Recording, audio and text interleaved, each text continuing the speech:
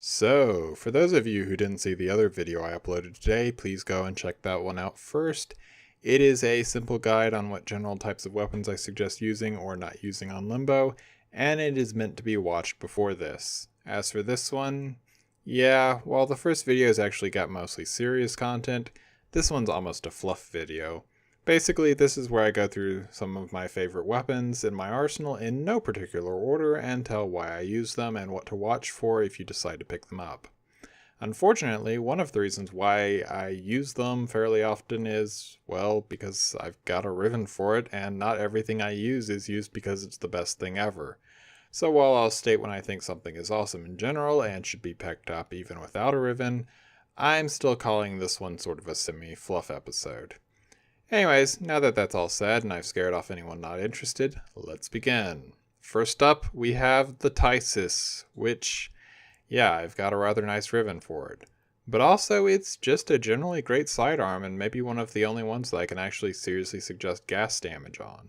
Thanks to its inbuilt corrosive damage, easy 100% status chance, and actually pretty frightening damage, it is my go-to for basically any content. Just keep in mind if you do decide to try it out that while it is incredibly accurate, it does have a fairly slow projectile, which can make hitting things that aren't charging right at you a little bit tricky.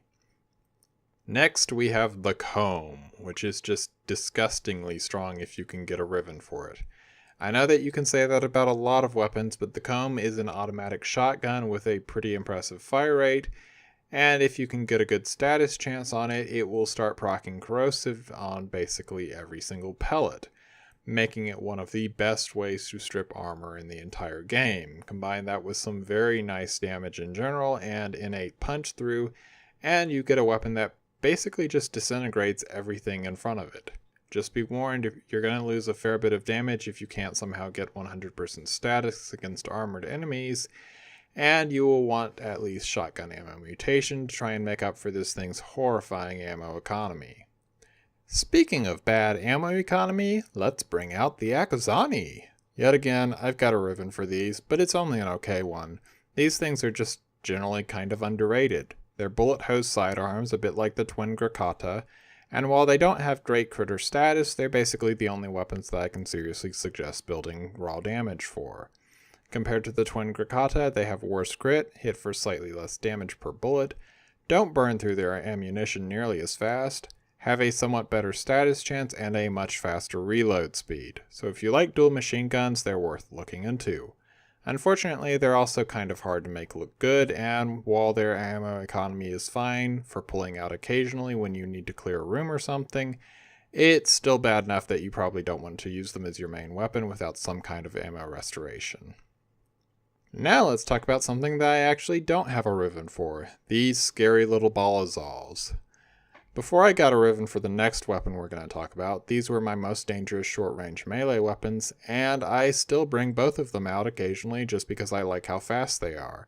The status one's slightly better in my opinion, but they both put out an enormous amount of damage and just slaughter everything you use them on. The only issue I have with them is their relatively low range, but if you're willing to deal with that, Balazols are oh so definitely worth looking into. However, now that I've picked up a Riven for the Nami-Scylla Primes, those little ballas have dropped out of favor for the moment. These things are scary little status weapons that can put out a ton of powerful bleeds as well as whatever status effect you like, and were already getting used fairly often before I got that Riven. However, now that I've got one, I can 4-shot level 130 bombards even before I start putting together any combo multiplier. So yeah, that's a thing.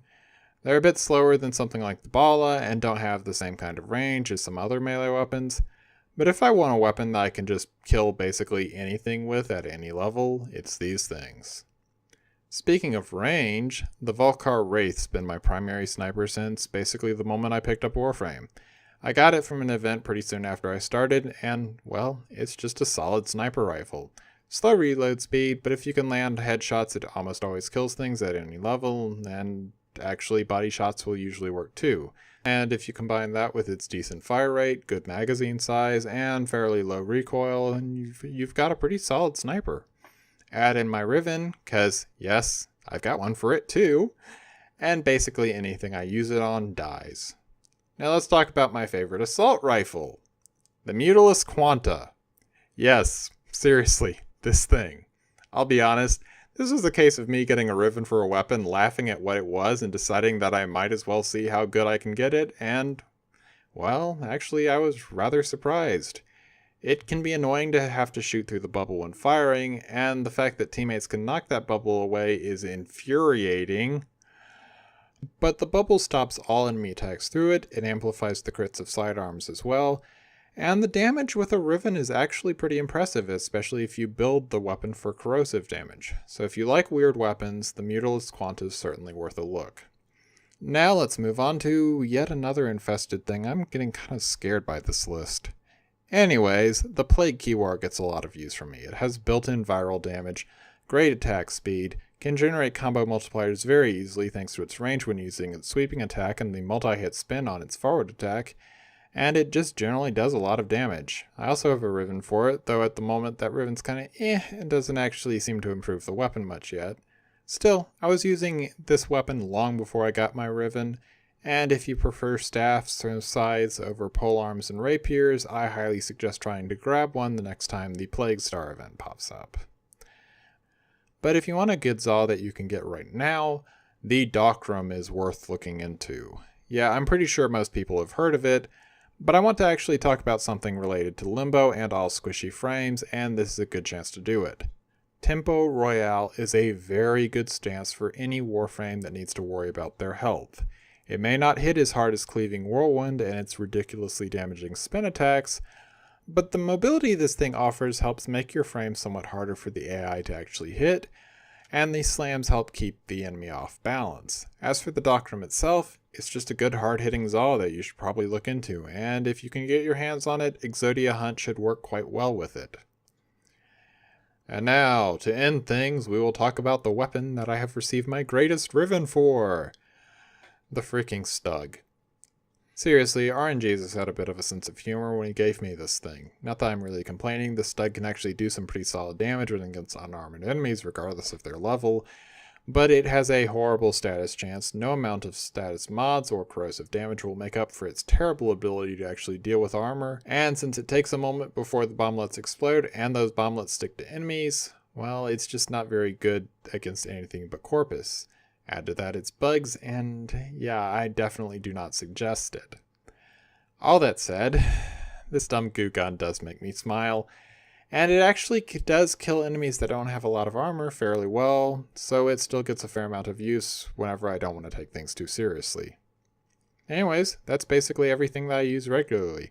I can go into a lot more detail on each weapon, and there's other things that I pull out occasionally, but this video is getting pretty long, and I think I've probably made my overall point. Limbo can be used effectively with a ton of weapons, so chances are that unless you like beams, you'll be able to use whatever you want on them without having to adopt some weird playstyle, and beams should work throughout the star chart just fine. It's just that once you get into a higher level content, you're going to have some trouble with how squishy you are and how much accuracy they require. As always, I hope you've enjoyed this video. If you have, please leave a like and subscribe, and I hope to see you again in the future. Farewell.